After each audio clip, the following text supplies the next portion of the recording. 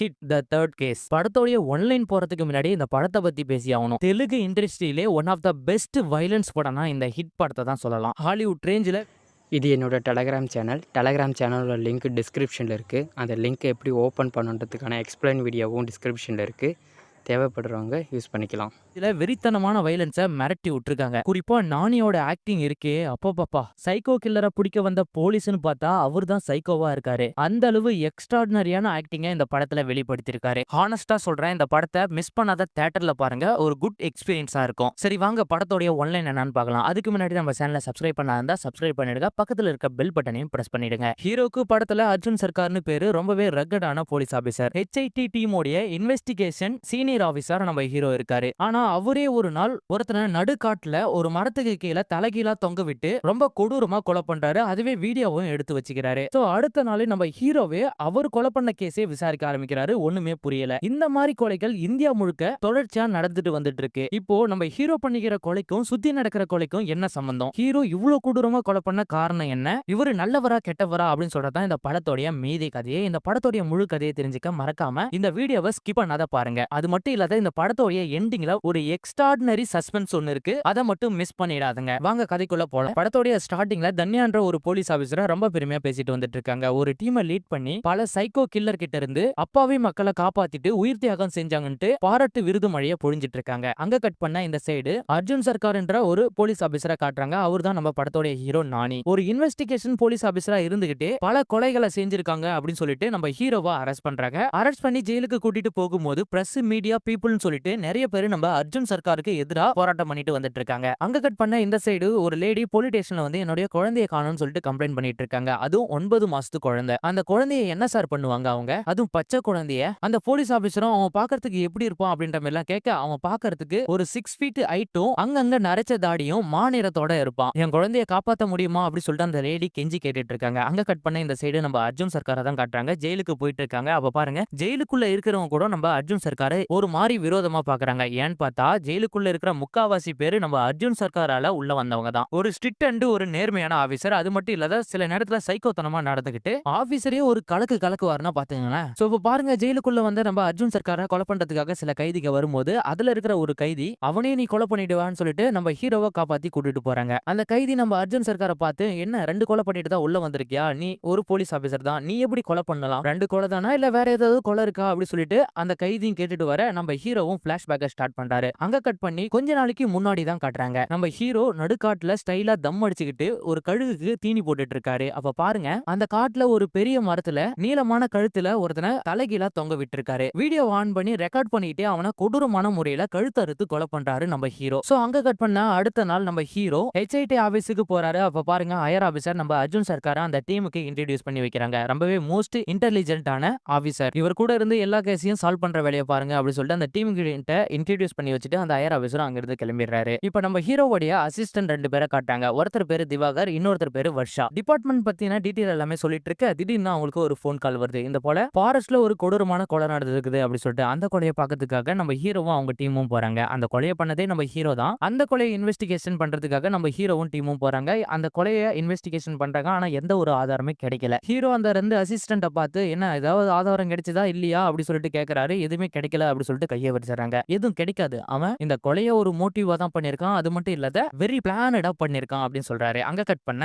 இப்ப நம்ம ஹீரோ அவரோட வீட்டுக்கு போறாரு. அங்க பாருங்க, அவங்க அப்பா தான் இருந்துட்டு வராங்க. அவங்க அம்மா சின்ன வயசுல இறந்து போயிடுறாங்க. அப்பாவும் ஹீரோவை பார்த்து எப்ப கல்யாணம் பண்ணிக்க போற அப்படின்னு சொல்லிட்டு வற்புறுத்தி கேட்டுட்டு இருக்காரு. நம்ம ஹீரோவும் அப்பப்போ பொண்ணு தேடிட்டு தான் வந்துட்டு இருக்காரு. ஆனா அவர் நினைக்கிற மாதிரி பொண்ணு இது வரைக்கும் கிடைக்கல. ஏன்னா நம்ம ஹீரோ கல்யாணம் பண்ணிக்கிட்டா நம்ம டிபார்ட்மெண்ட்ல இருக்கிற பொண்ணை கல்யாணம் பண்ணிக்கூடாது, வேற ஏதாவது வேலை செய்யற பொண்ணை தான் கல்யாணம் பண்ணிக்கணும் அப்படின்னு சொல்லிட்டு ரொம்ப ஸ்ட்ராங்கா இருந்துட்டு வராரு. சோ நம்ம ஹீரோ பொதுவாவே ரொம்ப டென்ஷன் பார்ட்டி. அப்பா கிட்ட கூட சரியா பேச மாட்டேன்றாரு. அவரு உண்டு அவர் வேலை உண்டுன்னு இருக்காரு. அங்க கட் பண்ண அடுத்த நாள் நம்ம ஹீரோ ஒரு டாக்டரை பார்க்கறதுக்காக போறாரு. நம்ம ஹீரோ ஆக்சுவலா டாக்டர் கிட்ட ட்ரீட்மெண்ட் எடுத்துட்டு வராரு. எதுக்காகன்னு பார்த்தா நம்ம ஹீரோக்கு ஹை பிரஷர் அதிகம். பொதுவாவே இந்த டிபார்ட்மெண்ட்ல இருக்கிறவங்க எல்லாமே ஹை பிரஷரோட தான் இருப்பாங்க. எல்லா இடமும் டென்ஷன் ஆகிட்டு நம்ம ஹீரோவும் கோவத்தை எல்லாமே இந்த ட்ரீட்மெண்ட் மூலமா கண்ட்ரோல் பண்ணிட்டு வந்துட்டு இருக்காரு. அது மட்டும் இல்லாத தினமும் ஒரு டேப்லெட்டை எடுத்துட்டு வந்துட்டு இருக்காரு. இப்ப நம்ம ஹீரோ கிளினிக்ல இருந்து ஆபீஸுக்கு போறாரு. அப்ப பாருங்க, நம்ம திவாகர் நம்ம ஹீரோ கிட்ட வந்து எனக்கு அடுத்த வாரம் ஒரு நாள் லீவ் வேணும் அப்படி சொல்லி கேட்கறாரு. எதுக்குன்னு சொல்லிட்டு நம்ம ஹீரோ கேட்க, என் பொண்ணுக்கு ஃபேர்வெல் ஃபேர்வெல் பார்ட்டி இருக்கு. அதுல டான்ஸ் ஆடுறா. அதனால என்ன ஆசையா வர சொல்லியிருக்கா. அதுக்காக எனக்கு லீவ் வேணும் அப்படின்ற மாதிரிலாம் கேட்க, என்னால லீவ் கொடுக்க முடியாது அப்படின்னு சொல்லிட்டு நம்ம ஹீரோ சொல்லிடுறாரு. ரொம்ப சோகத்தோட நம்ம திவாகர் அங்கிருந்து கிளம்பிடுறாரு. சோ அங்க கட் பண்ணா அதுக்கப்புறம் நம்ம ஹீரோ ஒவ்வொரு நாளும் நமக்கு ஏத்த பொண்ணு கிடைக்குமா அப்படின்னு சொல்லிட்டு காஃபி ஷாப், ஹோட்டல் அப்படி சொல்லிட்டு அங்கங்க தேடிட்டு வந்துட்டு இருக்காரு. எங்கேயுமே கிடைக்கல. ஒரு நாள் அவங்க அப்பாவே இப்படி எத்தனை நாளைக்கு தாண்டா பொண்ணு தேடிட்டு இருக்க போற,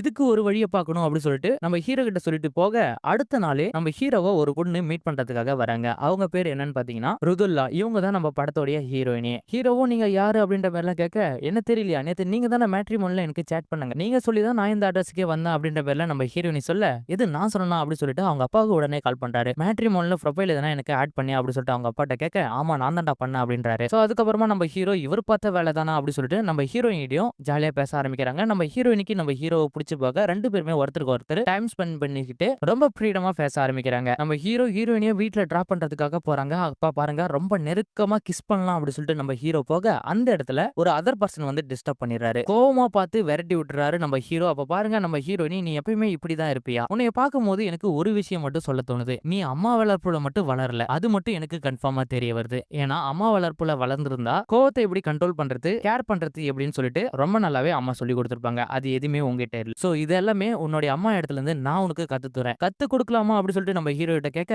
தாராளமா கத்து கொடுக்கலாமே அப்படின்னு சொல்லிட்டு நம்ம ஹீரோவும் கல்யாணத்துக்கு ஓகே சொல்லிடுறாரு. சோ அங்க கட் பண்ண அடுத்த நாள் நம்ம ஹீரோ ஆக்சுவலா இதுக்கு முன்னாடி ஒரு கொலையை பண்ணாரு பாத்தியா, அதே போலயே ஒரு கொலையை வீடியோ ரெக்கார்ட் பண்ணிட்டு கொலை பண்றாரு. அந்த இடத்துல நம்ம ஹீரோவோட அசிஸ்டன்ட் வர்ஷா இருக்காங்க பாத்தியா, அவங்க வந்து நம்ம ஹீரோவை கையும் களவுமா பிடிச்சிடுறாங்க. நீயே கொலை பண்ணிட்டு இந்த இன்வெஸ்டிகேஷனை நான் ஹேண்டில் பண்றேன்னு சொல்லிட்டு நாடகம் ஆடிட்டு இருக்கேன் அப்படின்னு சொல்லிட்டு நம்ம ஹீரோவை பார்த்து கேட்க, நம்ம வர்ஷாவை பயங்கரமா அடிச்சு உட்கார வச்சு நடந்த உண்மை எல்லாமே ஒரு பிளாஷ்பேக்கா சொல்ல ஆரம்பிக்கிறாரு. கொஞ்சம் மாசத்துக்கு முன்னாடி நம்ம ஹீரோ ஜம்மு காஷ்மீர்ல தான் வேலை செஞ்சுட்டு வந்துட்டு இருப்பாரு. அங்க பாருங்க இதே போல ஒரு கொலை நடக்குது. அந்த கொலையை தான் நம்ம ஹீரோ ஃபர்ஸ்ட் இன்வெஸ்டிகேஷன் பண்ண ஆரம்பிக்கிறாரு. சோ கூட இருக்கிற அசிஸ்டன்ட் கிட்ட இந்த எவிடன்ஸ் எல்லாமே கலெக்ட் பண்ணணும்னு சொல்லிட்டு நம்ம ஹீரோவும் அங்க இருந்து கிளம்பிறாரு. அது மட்டும் இல்லாத ஜம்மு காஷ்மீர்ல ரொம்ப ஹெவியா பனி பெய்யறதால கொலை பண்ண வந்தவனுடைய ஐடென்டிஃபை எதுவுமே அங்க கிடைக்கல. ஏன்னா ஐடென்டிஃபை இருந்தாலும் பனி மூட்டம், பனி பெஞ்சு அந்த இடத்த க்ளோஸ் பண்ணிடும். அதனால நம்ம ஹீரோ என்ன ஐடியா கொடுக்குறாருன்னா, சோ கொலை நடந்துகிற இடத்த சுத்தி ஃபுல்லா மெல்ட் பண்ணுங்க, கண்டிப்பா ஏதாவது ஒரு எவிடன்ஸ் கிடைக்கும் அப்படின்னு சொல்றாரு. அதே போல மெல்ட் பண்ணதுக்கு அப்புறமா அந்த இடத்துல ஒரு கார் வந்துக்கிற டயர் மார்க்க வச்சு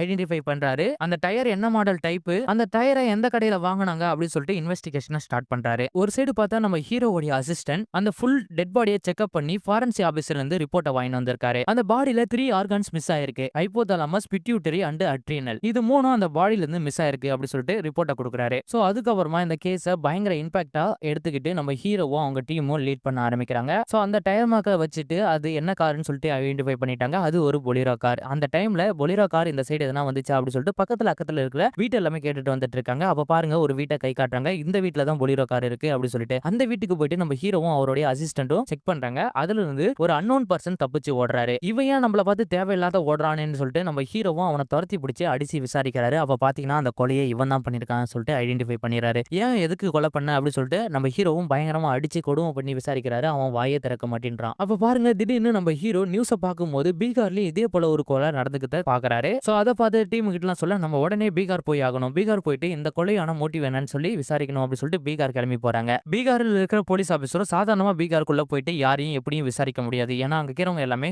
பயங்கரமான கிரிமினல்வாதிங்க. அங்க போயிட்டு யாராவது விசாரிக்கணும்னா நம்ம பெரிய ஃபோர்ஸோட தான் போகணும் அப்படின்னு சொல்லிட்டு பயங்கர பாதுகாப்போட நம்ம ஹீரோவும் அவங்க டீமும் போறாங்க. அங்க போயிட்டு பீகார் போலீஸை மீட் பண்ணி நம்ம ஹீரோவும் கேஸ பத்தின டீடைல் எல்லாமே சொல்லிட்டு பீகார்ல நடந்த கேஸையும் விசாரிக்க ஆரம்பிக்கிறாரு. அப்ப பாருங்க அங்கேயும் கொலைகாரன் கண்டுபிடிச்சிட்டாரு நம்ம ஹீரோ. அவனை அடிச்சு விசாரிக்கிறாங்க. அவனும் வாயை கூட திறக்க மாட்டேன்றான். சோ சேம் அண்ட் சேம் எல்லா கொலையை பண்ணும் போதும் அதுல இருக்க 3 ஆர்கானிக்கை எடுத்துறாங்க. சோ அது மட்டும் இல்லாத வீடியோ ரெக்கார்ட் பண்ணிட்டு தான் இவங்க கொலையை பண்றாங்க. சோ இது எல்லாமே எதுக்காக பண்றாங்க அப்படின்னு சொல்லிட்டு நம்ம ஹீரோ ஒரு சைடு பயங்கர டென்ஷனா இருக்க, திருப்பினா அவனை போயிட்டு அடிச்சு விசாரிக்கிறாரு. அப்ப பாருங்க நம்ம ஹீரோ ஜம்மு காஷ்மீர்ல ஒருத்தனை பிடிச்சாரு பத்தியா, அவருடைய போட்டோவை இவன் கிட்ட காட்டி இவனை உனக்கு தெரியுமா அப்படி சொல்லி கேட்கறாரு. அப்பயும் இந்த பையன் வாயை திறக்க மாட்டேன்றான். இவனை ஜம்மு காஷ்மீருக்கு கூட்டிட்டு போகணும் அப்படின்னு சொல்லிட்டு பீகார் போலீஸ் கிட்ட சொல்றாரு. இவனெல்லாம் கூட்டிட்டு போக முடியாது, அப்படி கூட்டிட்டு போனா பெரிய பிரச்சனை ஆயிடும் அப்படின்னு சொல்லிட்டு பீகார் போலீஸ் எல்லாமே தடுத்து நிறுத்துறாங்க. சோ இருந்தாலும் நான் இவனை கூட்டிட்டு போவோம் அப்படின்னு சொல்லிட்டு கட்டாயப்படுத்தி நம்ம ஹீரோ அவனை அங்கிருந்து கூட்டிட்டு போயிட்டு நம்ம ஹீரோ காஷ்மீர்ல பிடிச்ச கில்லரோடைய ஒப்படைக்கிறாரு. ரெண்டு பேருமே ஒன்னா தான் எடுத்துட்டு வராங்க. சோ ஒரு சைடு பார்த்தா நம்ம ஹீரோ இந்த கேஸ் வந்து வேற ஏதாவது லீடு கிடைக்குமா அப்படி சொல்லி தேடிட்டு வந்துட்டு இருக்காங்க. அப்ப பாருங்க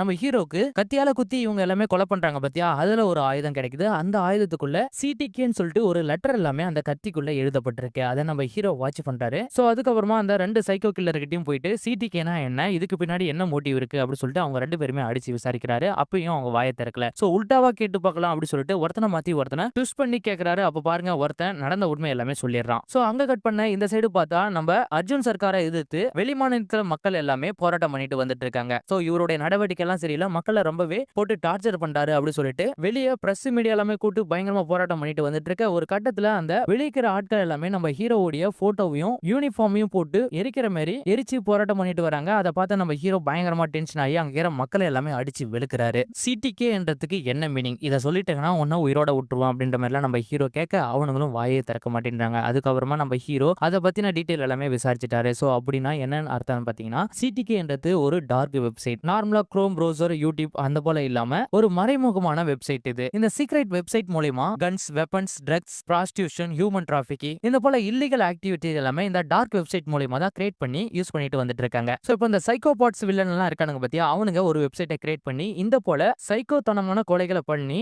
அந்த வீடியோவை ரெக்கார்ட் பண்ணி இந்த வெப்சைட் மூலமா அப்லோட் பண்றாங்க. சோ இந்த வெப்சைட்ல 2 வீடியோ அப்லோட் பண்ணதான் இந்த வெப்சைட்ல ஒரு மெம்பர் ஆக முடியும். இந்த போல மர்டர்ஸ் எல்லாமே செஞ்சு அந்த ஆர்கான்ஸ் எல்லாமே எடுத்து வெளிநாட்டுக்கு டிரான்ஸ்போர்ட் பண்றாங்க. அது மூலமா பல கோடி ரூபாய் மதிப்பு பணம் சம்பாதிக்கிறாங்க. இந்த வெப்சைட்டை பத்தி நம்ம தெரிஞ்சுக்கணும், இன்னும் டீடைலா அனலைஸ் பண்ணணும் அப்படின்ற மாதிரி எல்லாம் பேசிட்டு இருக்க அடுத்த நாளே நம்ம ஹீரோ 2 பேரை விசாரிச்சிருப்பாரு பத்தியா, பயங்கரமா அடிச்சு கொடுமை பண்ணி அதுல பீகார்ல இருந்து வந்தவன் ஒருத்தன் இறந்து போயிடான். சோ அதனாலே காஷ்மீர்ல இருக்கிற ஹையர் ஆபீசர் நம்ம ஹீரோவை சஸ்பெண்ட் பண்ணி தமிழ்நாட்டுக்கு அனுப்பிச்சிடுறாங்க. சோ இதுதான் நடந்த உண்மை அப்படின்னு சொல்லிட்டு கரண்ட் சிச்சுவேஷன்ல நம்ம வர்ஷா கிட்ட எல்லா உண்மையும் சொல்லிட்டு வந்துட்டு இருக்காங்க. சோ அங்க கட் பண்ண அடுத்த நாள் நம்ம ஹீரோ ஆபீஸ்ல இருக்க நம்ம வர்ஷா டார்க் வெப்சைட்ல இருந்து ஒரு வீடியோ அப்லோட் ஆயிருக்கு. அது ஒரு பொண்ணோட வீடியோ, அதை வேணா நீங்க பாருங்க அப்படின்னு சொல்லிட்டு நம்ம ஹீரோ கிட்ட காட்ட நம்ம ஹீரோவா அந்த வீடியோவை பார்த்துட்டு இதுக்கு ஏதாவது ஒரு முடிவு கட்டு ஆகணும் அப்படின்ற மாதிரி எல்லாம் யோசிச்சுட்டு இருக்கு. அப்ப வர்ஷா, இந்த இடம் எனக்கு தெரியும், இந்த இடத்துக்கு போனா இவனை பிடிச்சிடலாம், அவன் தான் ஆக்சுவலா 2 கொலை பண்ணிட்டானே, இதுக்கப்புறம் அவனை எப்படி பிடிக்க முடியும் அப்படின்ற மாதிரி எல்லாம் நம்ம ஹீரோ வர்ஷா கிட்ட சொல்ல, இல்ல அவன் ஒரு கொலை தான் பண்ணிருக்கான், இன்னும் அவன் மெம்பரா கூட ஆகல, அடுத்தது ஒரு கொலையை கண்டிப்பா பண்ணுவான், அதுக்குள்ள நம்ம அவனை போய் பிடிக்கலாம் அப்படின்னு சொல்லிட்டு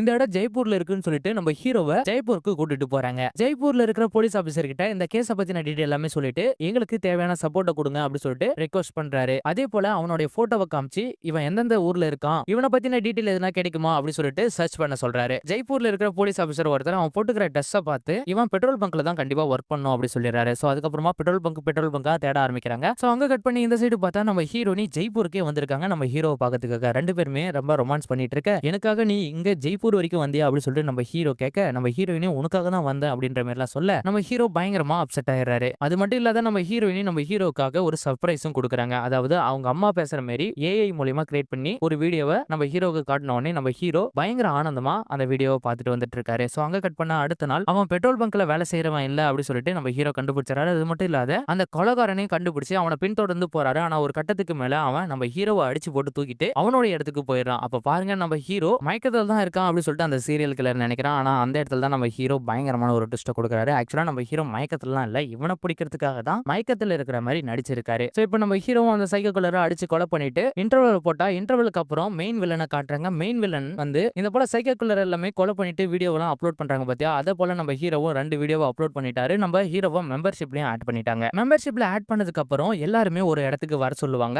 அந்த இடத்துல பயங்கரமான ஒரு பார்ட்டியை கொடுப்பாங்க. சோ அந்த இடத்துக்கு நம்ம போயிட்டோம்னா கண்டிப்பா அந்த சைக்கோ கில்லரை ஒட்டு மொத்தமா பிடிச்சிடலாம். வீடியோ அப்லோட் பண்ணா ஒட்டுமொத்த சைக்கோ கில்லரும் அங்க வருவாங்க. இதுதான் நல்ல சான்ஸ்னு சொல்லிட்டு நம்ம ஹீரோவும் உயிரை பணைய வச்சு ஹையர் ஆபீசர் கிட்ட நான் இங்க போறேன் அப்படி சொல்லி பர்மிஷன் கேட்கறாரு. சோ ஹையர் ஆபீசரும் பர்மிஷன் கொடுத்துட்டாரு. அது மட்டும் இல்லாத என்னுடைய டீம்ல இருந்து என்னுடைய அசிஸ்டன்ட் உன் கூட வருவாங்க அப்படி சொல்லிட்டு நம்ம ஹீரோ கூட அனுப்புறாங்க. அது வேற யாருமே இல்ல, நம்ம ஹீரோயினி தான். அதை பார்த்து நம்ம ஹீரோவே பயங்கரமா ஷாக் ஆகி நிக்கிறாங்க. அது மட்டும் இல்லாத நம்ம ஹீரோயினி மேல பயங்கர கோவத்தோட இன்ட்ரோடியூஸ் ஆனதுக்கு அப்புறம் லவ் பண்றேன்னு சொல்லிட்டாங்க. அதுக்கப்புறம் இவருடைய உண்மை எல்லாமே ஹீரோயினிட்ட சொல்லி எல்லா உண்மையும் மறைச்சுதான் என் கூட இருந்திருக்கா. அது மட்டும் இல்லாத ஜெய்ப்பூர் வரும்போது என்ன பார்க்க இதை நம்பிட்டு நான் பெருசா காதல் எல்லாமே வளர்த்துட்டு இருந்தேன் அப்படி சொல்லிட்டு பயங்கர. சோ அதுக்கப்புறமா நம்ம ஹீரோயினி என்கிட்ட 2 நிமிஷம் மட்டும் பேசு, நான் நடந்த உண்மை எல்லாமே சொல்றேன் அப்படி சொல்லிட்டு நம்ம ஹீரோ கிட்ட பேசுறாங்க. ஆக்சுவலா நம்ம ஹீரோவை இதுக்கு முன்னாடி நம்ம ஹீரோயினி பார்த்திருக்காங்க. அப்பவே லவ் பண்ண ஆரம்பிச்சிருக்காங்க. அதாவது நம்ம ஹீரோவை பார்த்த இன்ஸ்பிரேஷன் தான் போலீஸ் ஆகணும்னு சொல்லிட்டு நம்ம ஹீரோயினி நினைச்சிருக்காங்க அப்படின்ற உண்மை எல்லாமே நம்ம ஹீரோ கிட்ட நம்ம ஹீரோயினி சொல்ல. சோ இந்த ஆபரேஷன் முடிஞ்சதுக்கு அப்புறம் நீ நானும் கல்யாணம் பண்ண இந்த ஆபரேஷனுக்காக நம்ம ஹீரோவும் தயாராகி சோ ஒரு இடத்துல இறங்கிட்டு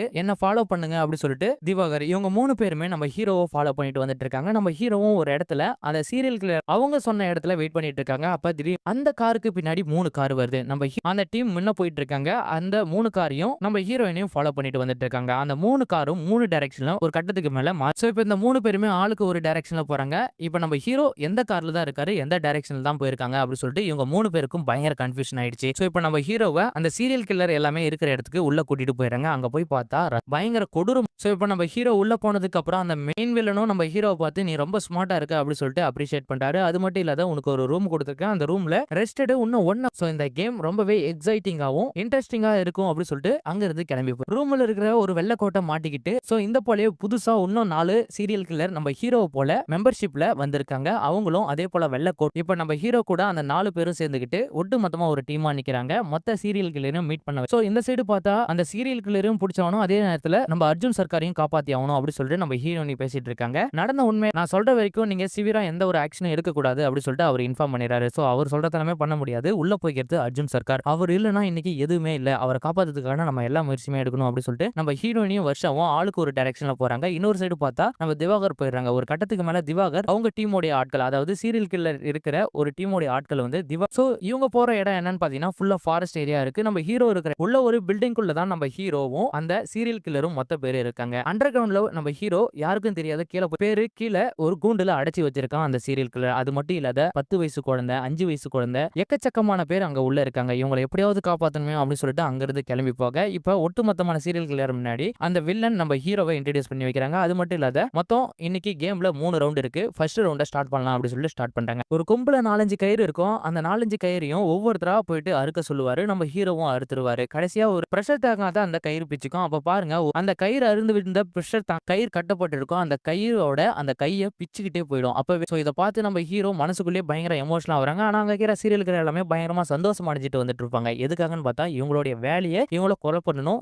இந்த போல ஒவ்வொருத்தரா கொலை பண்றதை பார்த்த உடனே நம்ம ஹீரோவுக்கு பொறுக்க முடியல. சோ இவங்களை ஏதாவது பண்ணி ஆகும். 2வது மேட்சை ஸ்டார்ட் பண்றதுக்குள்ளே அந்த இடத்துல ஒரு பாம் பிளாஸ்ட வெடிக்க வைக்கிறதுக்காக ட்ரை பண்றாரு. அதே போல அந்த பாம் பிளாஸ்ட் நடக்குது. அப்ப பாருங்க நம்ம வில்லனுக்கு ஒரு இன்ஃபார்ம் வந்துருது. அது என்னடான்னு பாத்தீங்கன்னா 3 கார் தனித்தனியா பிரிஞ்சு போயிருக்கும் பத்தியா. அதாவது நம்ம அர்ஜுன் சர்க்கார ஸ்டார்டிங்ல ஏத்திட்டு வரும்போது அந்த 3 இடத்துலயுமே போலீஸ் ஆபீசர் வந்து சரவுண்ட் பண்ணிட்டாங்க அப்படி சொல்லிட்டு இன்ஃபார்ம் வந்ததுக்கு அப்புறம் இந்த இடத்துலயும் கண்டிப்பா போலீஸ் ஆபீசர் இருப்பான். நீங்க 5 பேர்ல யார் போலீஸ் ஆபீசர்னு சொல்லிட்டு நம்ம ஹீரோவையும் அந்த 4 பேரையும் விசாரிச்சு வந்துருப்பாங்க. உங்க 5 பேருக்கு நான் ஒரு டெஸ்ட் வைக்கிறேன். நீங்க 5 பேர்ல யாரு வேகமா அடிச்சிட்டு வின் பண்றங்களோ அவன் தான் சீரியல் கில்லர். அடி வாங்கிட்டு இருக்குவன் கண்டிப்பா போலீஸா தான் இருக்கணும் அப்படி சொல்லிட்டு. அப்ப பாருங்க நம்ம ஹீரோவும் அந்த கூட இருக்கிற லேடி அந்த 3 பேரையும் கொன்னுறாங்க. கடைசியா நம்ம ஹீரோ இப்ப வில்லனுக்கு இவன் தான் சீரியல் கில்லர் அப்படி சொல்லிட்டு கன்ஃபார்ம் பண்ணிடுறாரு. ஒருவேளை போலீஸ் கூட சீரியல் கில்லரை கொலை பண்ணலாம்ல, நீ ஒருவேளை போலீஸா இருக்கலாமே அப்படி சொல்லிட்டு சந்தேகப்படுறாரு. நம்ம ஹீரோவும் அந்த வில்லனை பார்த்து என்னைய நீ போலீஸ் ஆபீசர் மாட்டிக்கிட்டாங்க அப்படி சொல்லிட்டு அந்த சீரியல் கில்லரோட அசிஸ்டன்ட் ஒருத்தனை பிடிச்சிட்டு வராரு. அவரு வேற. இப்ப நம்ம ஹீரோக்கு என்ன பண்றதுன்னு தெரியல. திவாகரையும் காப்பாத்தி ஆகணும். உள்ள இருக்கிற அந்த திவாகரை அடிக்கிற மாதிரி அடிக்கிறாரு. அது மட்டும் இல்லாத திவாகர் கிட்ட சொல்லிடுறாரு, நான் தான் உன்னை அடிப்பேன், அதை தாங்கிக்கோ,